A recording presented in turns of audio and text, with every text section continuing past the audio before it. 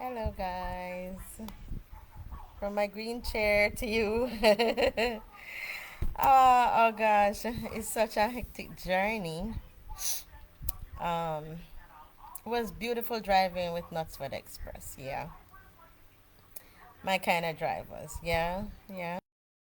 And, Pat's taxi service took me in to the park, and it was a good drive. So just to let you know that I arrived safely. I'm in Kingston. Getting ready, put myself, my mind back into the work mode of Kingston life. Yes, I'm gonna try not to hassle myself too much because it seems like when we're getting older in age, that's when our muscles and our bones and all those things start getting a bit weaker. And the challenge is that we have to maintain our bodies in the strength that we need to keep going because we're not growing anymore. We're just, adults, big people, and our muscles and our tissues and our bones can become very delicate. So, glad that Huzzy slipped in back my muscles and my bones, my shoulder, and my muscles is still feeling a bit tender and stuff. I try not to stress it out too much. Um, I nurture my arms, try not to lift up too much weight. Because as I said, these things are gradual. You have to gradually work yourself back into the strength. Well, these are moments when you say, boy, I need a little bit more fat for my body. I should have some fat for my body to cushion the bones. But to tell you the truth, sweethearts, when you're a small boned person, you could have fat still.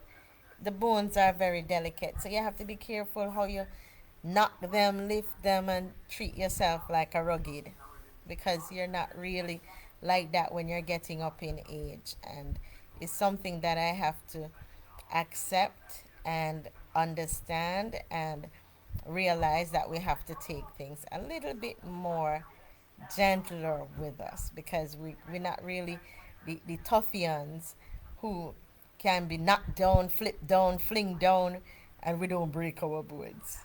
Eh? Anything happen to us, when we get licked down, bounced down, dumped down, flipped down, we're going to break the boards, drop out the shoulders, broke up this, broke up that. And we could be like a little broke up family. Every minute one of us breaks some part of us or pull out some part of our bones. But we're strong enough, taking vitamins and eating healthy. And that's the key. Put the right foods in your system. We can't be eating like junk food like when you're young too much. We have to try and put the right nourishment in our body to keep our bones strong and our muscles strong as well. So I'm happy I'm home. Everything is fine and sun is shining. It's a beautiful day. And what is a curfew at 2 o'clock now? Oh gosh, that means I'm gonna try hit the road. My son came and picked me up from the Knutsford Express park late, so I don't have a lot of times to put things together that I want to put together if I wanted to put things together on the road.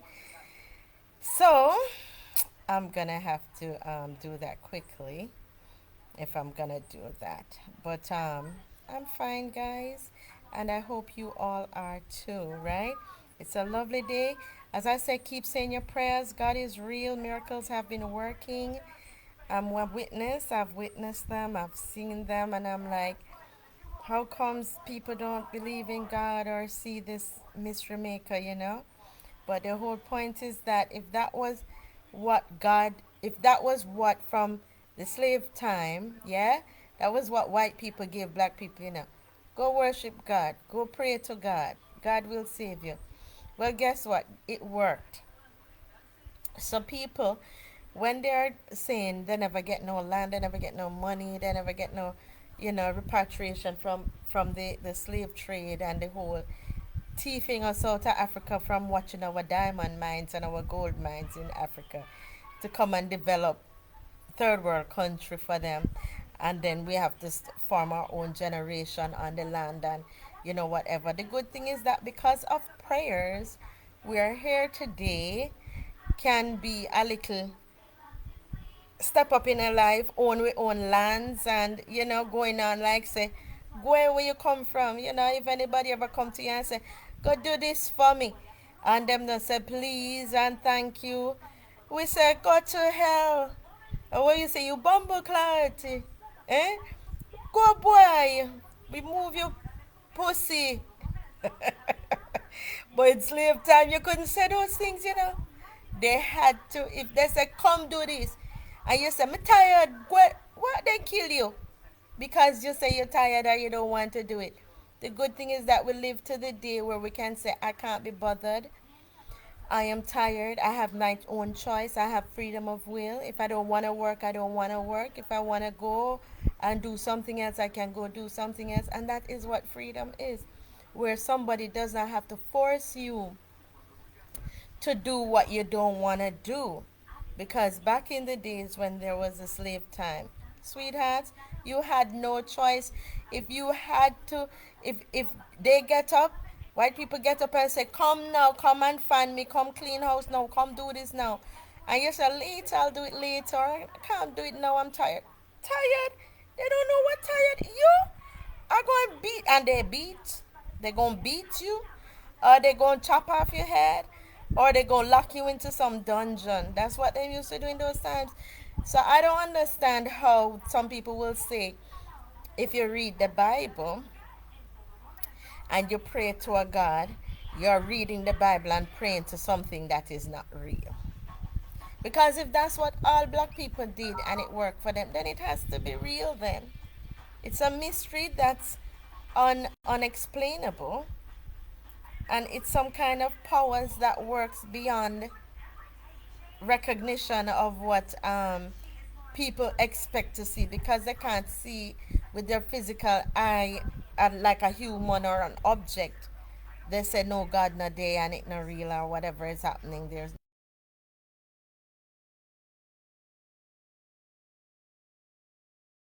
where you were back then and where you are today, and if there is an improvement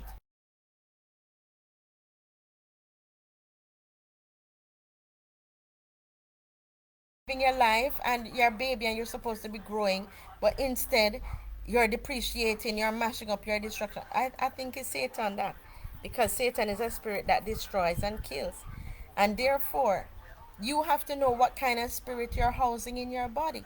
Are you housing a good spirit or are you housing a bad spirit? And if you're housing a good spirit, good things will happen to you. And if you house a bad spirit, bad things will happen to you. So when you're wondering why only bad things happen to you, it's because of where you're going, who you're associating with, the people you're mixing with, and stuff like that. But with prayers, God triumphs out of all the bad things that is happening. He always make a bad. He said, never you join a person in their wrongdoing. Because if somebody does wrong or does you wrong or is doing bad to you, you go and join them in that. It's like two evils fighting against each other. So you end up being, it's a death sentence. It's a death sentence. But in order to triumph over the bads and the evils that is happening, fight it with prayers.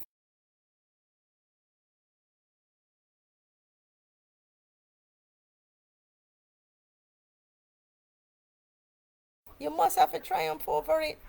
Don't ever join a person into their evils. Sometimes some people come up and say, Lord Chrissy, the people them is so evil. Appear lion, thief, and obiano. The thing is that you know what it is they're doing to you. You choose to do otherwise. Because if you go the God way, there's nothing more than blessings to fall upon you. So the more they do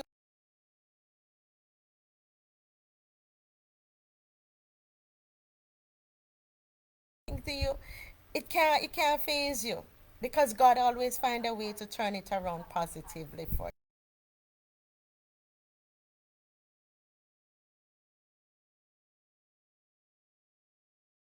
you. 100%. But it no hurt no more. Look at my hand. Lift it, touch it, push it, this and that. You understand? Is only when I start lift up some maybe weight like I going on like superwoman now. Then I'm good. Then I might pop out my hand, straighten out myself. But sweetie pies, I'm good. I'm good. And I'm thankful, and to God be the glory, because only with God all things.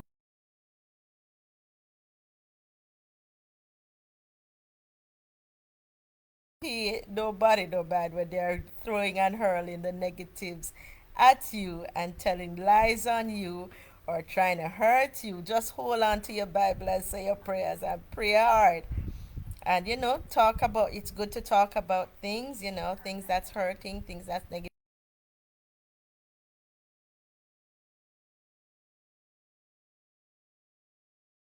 And that helps as well, because not everybody is bad, and you might think, Lord, everybody around me.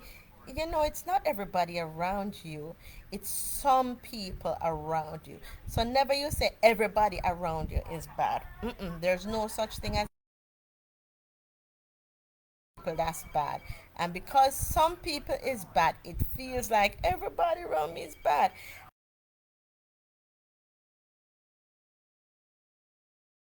Come on to you. I think my phone ringing.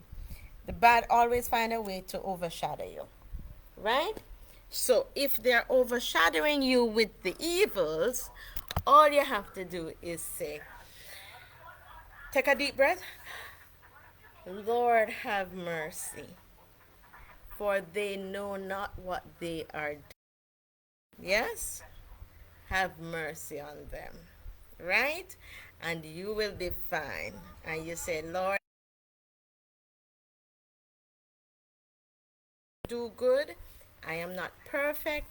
And if I hurt anyone, please show me, and show me how to forgive them. Show them how I can even be sorry for them and help them out of the situation that I'm hurting people. Hurting people hurt people, and they try to tear down other people. If you're a hurting person, the best option to go is to strong up and to pull people up. When you pull people up, you get pulled up. But if you're a hurting person and you're trying to drag down others with you, healed, you will never get up. You will always be going down and down, and you're wondering, why am I shrunken? Because you can't find it in, yeah? Because you feel you must always be on top of. God chooses who he, and when that person that God chooses to be on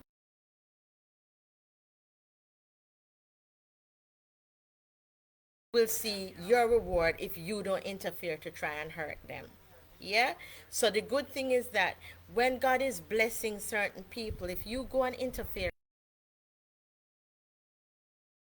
up and you can't figure out what the hell is happening. Yeah, it's because you're trying to interfere with somebody's destiny. Somebody's destiny is that is where they're supposed to be, and the most you can do, because if you fight against it, you're not going nowhere either.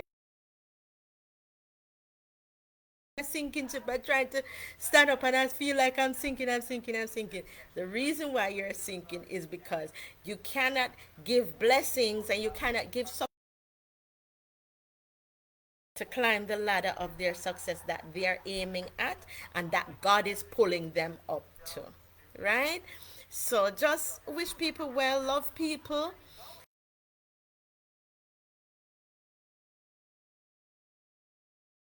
And a new one this, there are winners who are losers. Ah,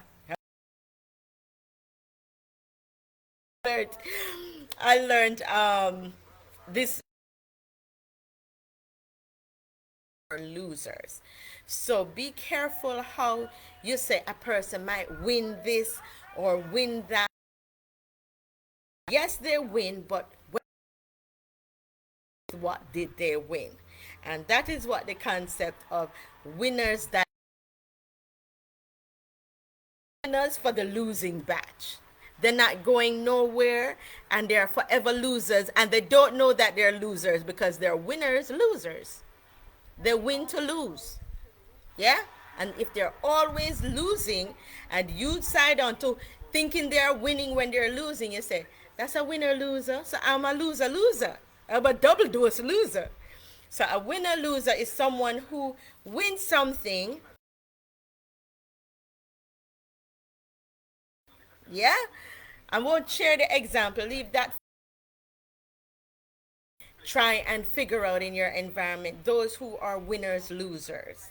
Yeah? Because a winner loser, you might say, they might say, okay, okay, let's say Andrew Holden is a prime minister. That's how good you might say. He's a winner loser. Because if when he is through with our government, we don't know yet, you know. But what has he done with the country? We have to look on it and see if